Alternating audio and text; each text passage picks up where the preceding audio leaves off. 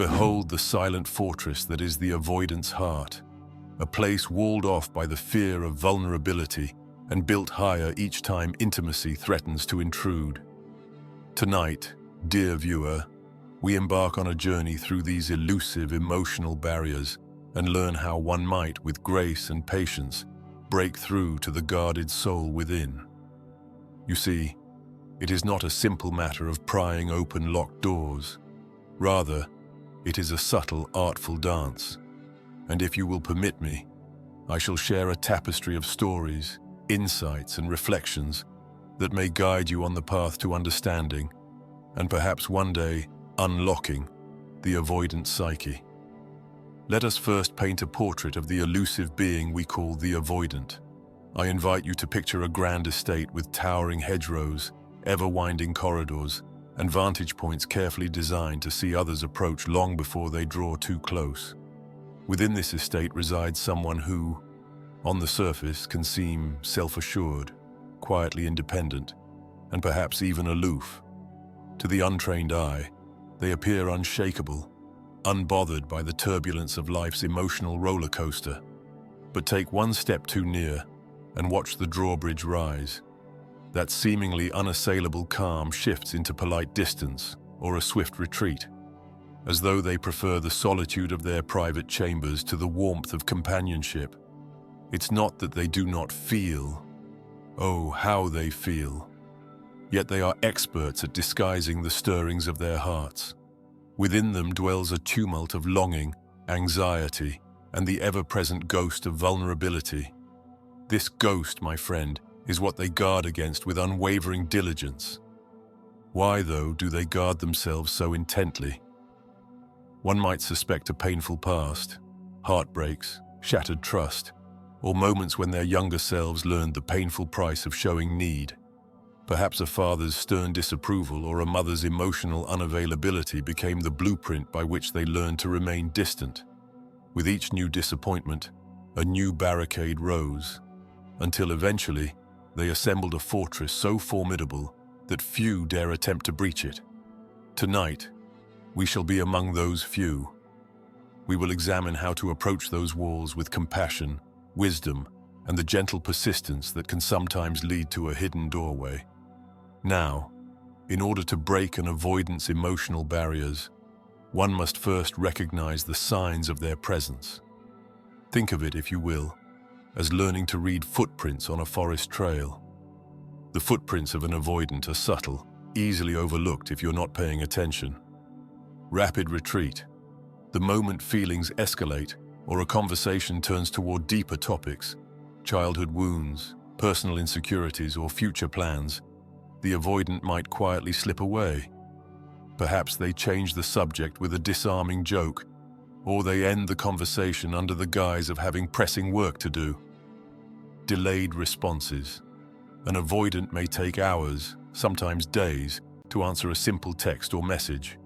In truth, they may be ruminating, uncertain whether they can handle the emotional closeness implied by a prompt reply. Preference for surface-level interactions. If a gathering is too intimate, if the emotional tone is too raw, they linger on the edges, gracefully bowing out of direct emotional engagement. They might seem charming in a crowd but vanish as soon as deeper connection beckons. Self-reliant to a fault. Avoidants often pride themselves on not needing help. They prefer to fix their own problems, nurse their own wounds, and maintain an air of independence. Accepting help, after all, means revealing vulnerability. Recognizing these signs is the first step, dear viewer, for if you cannot see the fortress, you will not know which gate to approach. Rather than feeling frustrated or blaming them for being cold, it's crucial to see these behaviors for what they are: defense mechanisms shaped by history, designed to keep heartache at bay. Let me share with you a story, one I call the tale of Tristan. Imagine, if you will, a young lad who grows up in a home of rigid expectations, perhaps overshadowed by parental figures who value stoicism above all else. Big boys don't cry, they say. Show no weakness. Little Tristan, tender-hearted yet wanting so desperately to make his family proud, learns to hide his tears. He builds a secret box, deep within his mind, where he locks away all the feelings that threaten to spill over. As he grows older, each heartbreak or moment of betrayal reaffirms to him that letting people in leads to pain that he alone is left to bear. And so, rather than risk heartbreak again, he constructs ever thicker walls. Upon the face of it, he is strong, dependable, a rock of stability. Yet behind that face is an ache he dares not show. Tristan's story, while fictional in name, is the real-life tale of many avoidants. It reveals the underlying truth. Avoidance is seldom a choice made out of callousness or cruelty. It is more akin to self-preservation, an act of survival in a world they have found unpredictable and, at times, harsh. Understanding this deeper context can give us compassion and patience, two vital ingredients in the delicate endeavor of breaking through an avoidance barriers. Now, if you seek to connect with such a guarded soul, let caution and empathy be your constant companions. Think of yourself as an invited guest, tentative, respectful, eager to learn. You approach their fortress gate not with battering rams or fiery torches, but with a soft knock, a gentle request to be let in. Why gentleness, you ask? Because an avoidant's greatest fear is that they will be overwhelmed, consumed, or judged. Pushing too forcefully can confirm their worst suspicions, that intimacy is dangerous, that closeness brings pain. A gentle approach, on the other hand, allows them to see you as safe, a harbor rather than a storm. In practical terms, gentleness can be demonstrated in many ways. Listening actively, let them speak without interruption. Ask clarifying questions, but never corner them into confessing deeper feelings than they are prepared to share. Respecting boundaries. If they say they need space, give it within reason.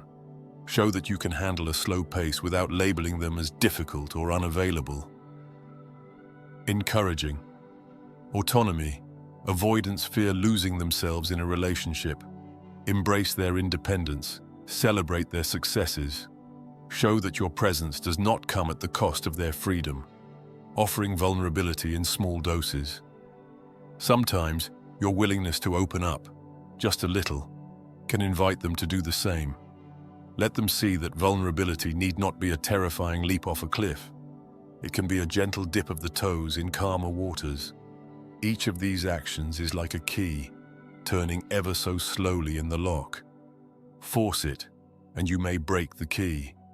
But proceed with patience and understanding, and you just might hear the satisfying click of a barrier easing open.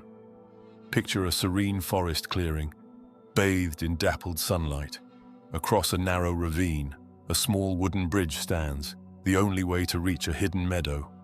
One day, a traveler arrives, eager to cross and see the meadow's rumored beauty. But as they place their foot upon the bridge, it creaks, sways, and threatens to give way. Alarmed, the traveler withdraws, uncertain whether it can bear their weight. An avoidance heart is, in many ways, like this bridge. It's there, it exists, but it's rickety, tested, and found wanting one too many times. If you stand upon it too abruptly, it might collapse or fling you off. So how does one safely cross? With slow, measured steps, testing each plank, offering reassurance rather than demands. If you rush, if you stomp or jump, you risk snapping the fragile beams that hold it together. But if you proceed carefully, you may discover that while the bridge may creak, it can be strengthened, wood replaced, ropes reinforced, if only one invests the time and kindness to mend it. Indeed, with the right care, it can become sturdy enough for two travelers, side by side. Ah, patience. If any single virtue stands above all others in the quest to break an avoidance barriers, it is this. Our world often demands quick fixes, instant gratification. The realm of emotional intimacy, however, does not heed such demands. Patience is not a passive waiting, mind you. It is an active, mindful approach to progress at a pace that respects the avoidant's comfort level. It involves allowing for silence. Let them sit with their thoughts. If you press for answers in every pause, you may drive them further inward, accepting small steps. If they share just one personal detail, however minor, appreciate it as a sign of trust. Resist the temptation to demand more immediately. Embracing uncertainty. An avoidant may take 2 steps forward and 1 step back. This is natural. Recognize that real growth often proceeds in a zigzag rather than a straight line. Sustaining gentle encouragement. You can express interest in hearing more about their feelings or experiences without interrogating them. Think of it as leaving the door ajar rather than flinging it wide open. Patience, dear viewer, does not guarantee success, but it increases the odds that with time, the avoidant may see you not as a threat, but as a potential ally, one who can be trusted when the nights turn cold and lonely. There will be moments, dark, frustrating moments, when you feel that your efforts yield no real progress. The avoidance walls may appear as tall as ever, their tower of solitude as forbidding as the day you first laid eyes upon it. In such times, it is vital to remember that humans are multifaceted creatures, shaped by experiences that can take years to unravel. Consider the example of an old fortress in the countryside. Weathered by centuries of storms and invasions, its walls have become thick with layers of stone, mortar, and a resolute determination to remain standing. To scale such walls is not accomplished in a single day. Yet, bit by bit, through trust building, respectful dialogue, and consistency, some find they can gain permission to enter. If progress stalls, do not assume your gentle overtures have been in vain. Sometimes the seeds of trust take root long before they are visible above the surface. The avoidant may be processing your sincerity, testing the solidity of your patience. If you remain steadfast and empathetic, you might find weeks or even months later that a new conversation opens a door you thought locked forever. One of the greatest fears for many avoidants is inconsistency in others. After all, if you, dear viewer, appear to be patient and kind, only to turn demanding or resentful at the first sign of rejection, it confirms their suspicion. Closeness is dangerous, and others cannot be trusted to remain gentle when faced with difficulty. Hence, consistency is your secret weapon. Show them through repeated actions that your kindness is not a fleeting whim. If you say you will call on Wednesday, then call on Wednesday. If you promise not to pry into a topic before they are ready, keep that promise. Over time, each kept promise becomes a building block, each reliable gesture a stone in the walkway leading across the moat. Now, consistency does not mean you must suppress your own needs forever. You, too, are allowed to have boundaries and emotional requirements.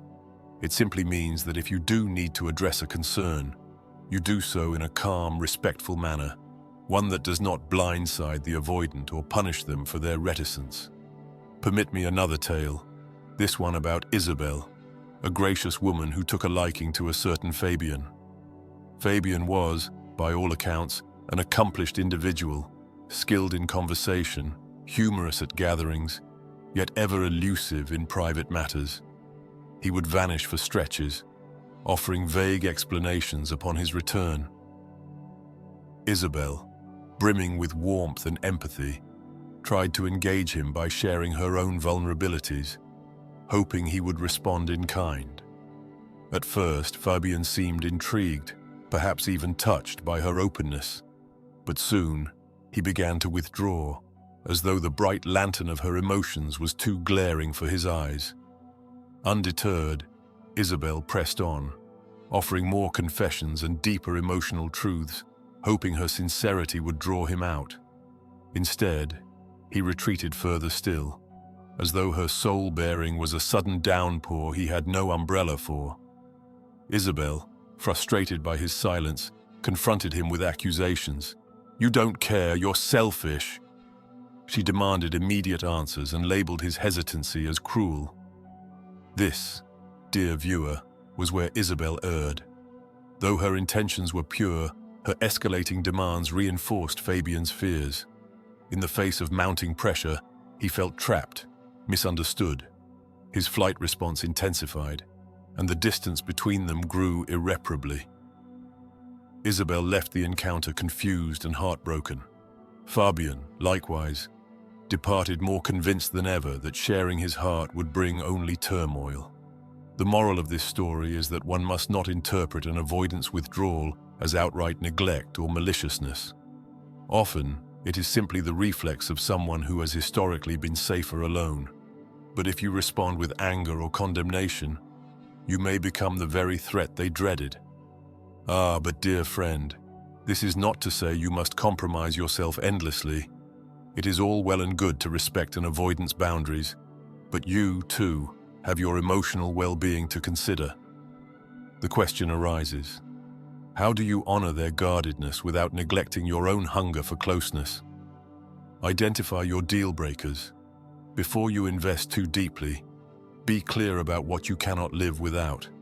Perhaps consistent communication, respect, or minimal levels of emotional sharing are crucial to your sense of security. Understand these essentials, and if they are continually neglected, it may be wise to step away to protect your own heart. Communicate your needs calmly. If you need more reassurance or occasional verbal affirmations, articulate this gently. Avoid launching an emotional ambush.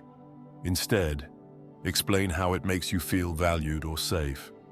This approach frames your need as a preference for connection rather than an ultimatum. Allow time for growth. If the avoidant expresses willingness to try, offer them the gift of time. Change rarely happens overnight. Celebrate small victories. Perhaps they share a personal memory or open up about a passing worry. Seek external support. Caring for an avoidant can be emotionally draining if you shoulder the burden alone. Lean on friends, family, or even professional counselors. Sharing your experiences can help you maintain perspective and emotional balance. At this point, you might wonder if you are the only one struggling. Let us not forget the view from within the fortress walls. Avoidants often wrestle with guilt and self-doubt.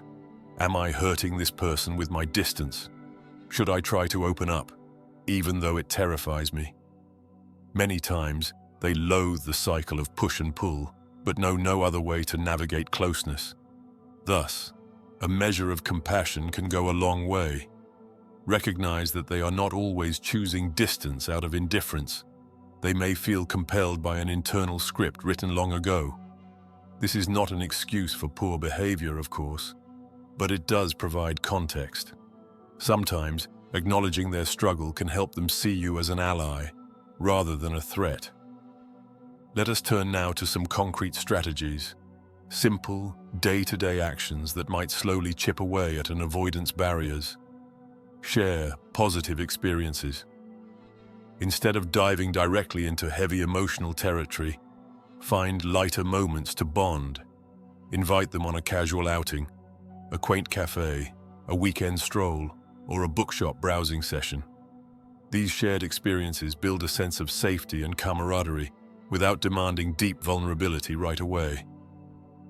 Celebrate their wins. When they achieve something, be it small or grand, acknowledge it. Show genuine delight in their successes.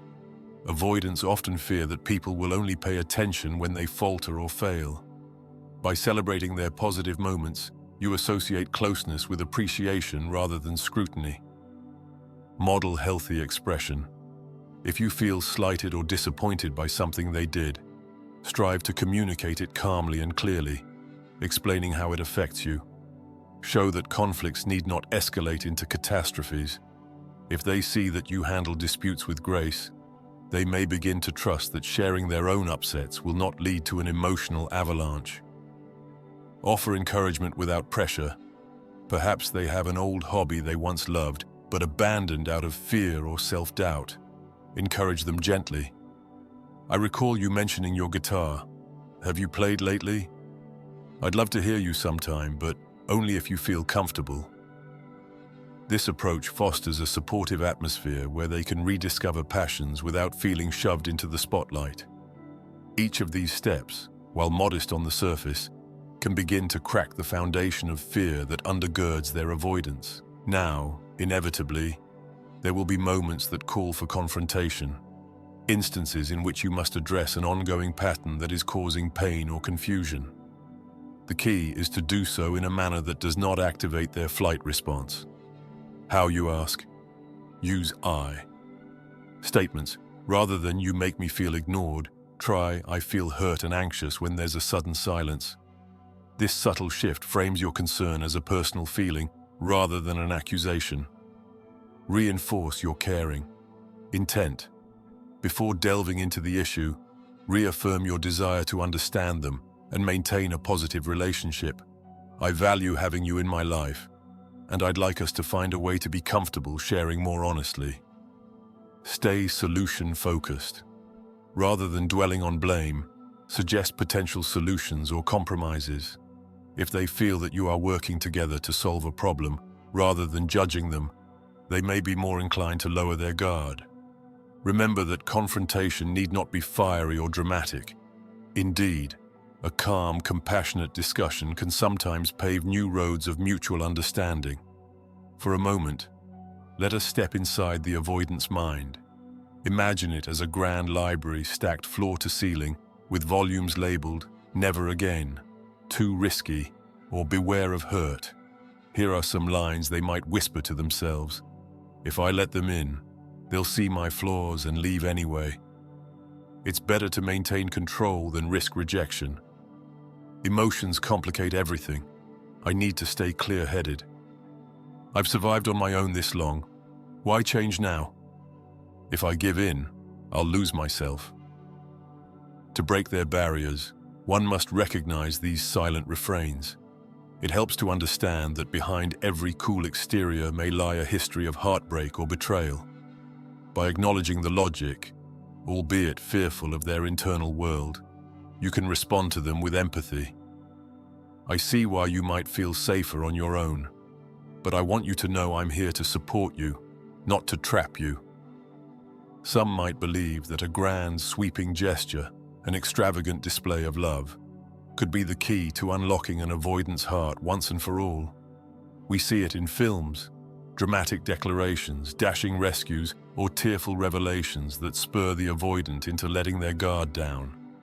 In reality, such gestures can overwhelm an avoidant and confirm their fear that emotions are dangerously volatile. A single grand act is seldom the cure. Instead, the day-by-day kindness, consistent reassurance, and careful respect for boundaries often do more to foster trust than any cinematic flourish. Of course, there is nothing wrong with romance or heartfelt surprises. Just remember that for an avoidant, radical leaps of intensity can be experienced as pressure rather than devotion. If you wish to offer a grand act, ensure it's grounded in an understanding of their comfort level. Even with the greatest compassion and patience, there may come a day when you realize that the fortress simply will not open for you. Perhaps your emotional needs remain unmet despite your best efforts. Perhaps the avoidant, for their own reasons, continues to repel any attempt at closeness. Or perhaps you've discovered your own boundaries cannot accommodate their perpetual distance.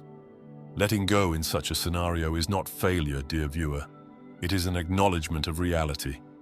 Sometimes two souls cannot find alignment in the present moment. Walking away with kindness, in both directions, can be an act of respect. For the avoidant, it may serve as a wake-up call, prompting them to confront the consequences of their relentless solitude. For you, it offers the chance to seek a bond that resonates more fully with your desire for mutual intimacy. One of the greatest paradoxes in relating to an avoidant is that occasionally, offering them more space can lead to greater closeness.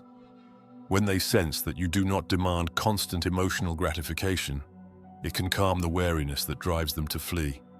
Allow them the occasional retreat, and they might choose to step forward of their own accord. Think of it like a cat, if you will indulge my metaphor. Chase a cat around the house trying to pet it, and it may elude you at every turn. Sit quietly, Let the cat wander at its own pace, and you might soon find it purring beside you. The avoidant is not a cat, of course, but the principle remains. Forced closeness often engenders flight, while respectful space can inspire voluntary connection. It's worth noting that not all avoidants are oblivious to their own patterns. Some are acutely aware that they tend to withdraw when intimacy beckons. They may feel torn between a longing for connection and a compulsion to protect themselves. In such cases, gentle encouragement to pursue self-awareness through therapy, mindfulness, or personal reflection can prove beneficial. Encouraging an avoidant partner to explore their underlying fears does not mean diagnosing them or lecturing them. Rather, one might say, "I've noticed you sometimes feel uneasy when conversations get personal. If you ever want to talk about how that feels, I'm here to listen." Or maybe you'd find it helpful to chat with a counselor. No judgment, of course. Offering a supportive stance, free from shame, can be a powerful catalyst for self-growth. Breaking an avoidant's emotional barriers is rarely a grand reveal where the walls crumble all at once. Instead, success often comes in small, almost imperceptible changes. A slightly more open conversation, a text that comes an hour sooner than usual, a rare admission of worry or fear. Celebrate these moments, but lightly. Perhaps offer a kind smile, a soft "thank you for sharing," or an acknowledgement of their courage. Overpraising or making a spectacle of their step forward might make them feel self-conscious or pressured to do more before they are ready. Nonetheless, these little breakthroughs are meaningful. They represent cracks in the armor, precious glimpses into the heart that beats behind the fortress walls. Keep in mind, dear viewer, that forging a deeper bond with an avoidant is a long game. It requires emotional maturity on your part. The lessons you learn in this dance about patience, empathy, and healthy boundaries can serve you well in any relationship, not just this one. Sometimes it's helpful to view your interactions as a series of small chapters in a larger story. In one chapter, you learn to navigate their silence. In another, they share a bit more about their childhood. Still another sees you negotiating a conflict with mutual respect.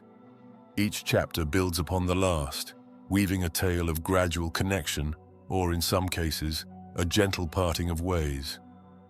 While you do your part, the avoidant must likewise contribute to dismantling their own barriers. But how can you, an outside influence, spark that self-reflection? There is no surefire method, for introspection must be chosen, not forced. However, you can gently place mirrors in their path, quiet reflections of how their actions might be shaping the relationship. For instance, if they lament feeling lonely, you might lovingly point out, "I hear you. I sometimes feel lonely too. Do you think maybe it's because we both find it hard to open up sometimes?" This reframes the problem as a shared challenge rather than a personal failing. Over time, such observations can become seeds that sprout into curiosity about one's own patterns. In your quest to break the avoidant's emotional barriers, do not forget your own heart. Compassion for another's struggles need not come at the cost of self-neglect. Stay attuned to your emotional state. Are you feeling perpetually anxious, fearing you might say or do the wrong thing? Are you stifling your own feelings to keep the peace? These are warning signs that your well-being is at risk. Finding the balance between empathizing with the avoidance fear and ensuring your own emotional health is paramount. If at any point you find yourself unraveling, step back and consider whether you can sustain the journey. Seeking counsel from trusted friends, support groups, or professionals can help you remain clear-headed about your motivations and options. Part 282. The transformative power of genuine connection. Now let us assume for a moment that your efforts bear fruit. Over time, perhaps months, perhaps years, you see the avoidant begin to open small windows into their inner world. They let slip a childhood longing, or they reveal a present worry.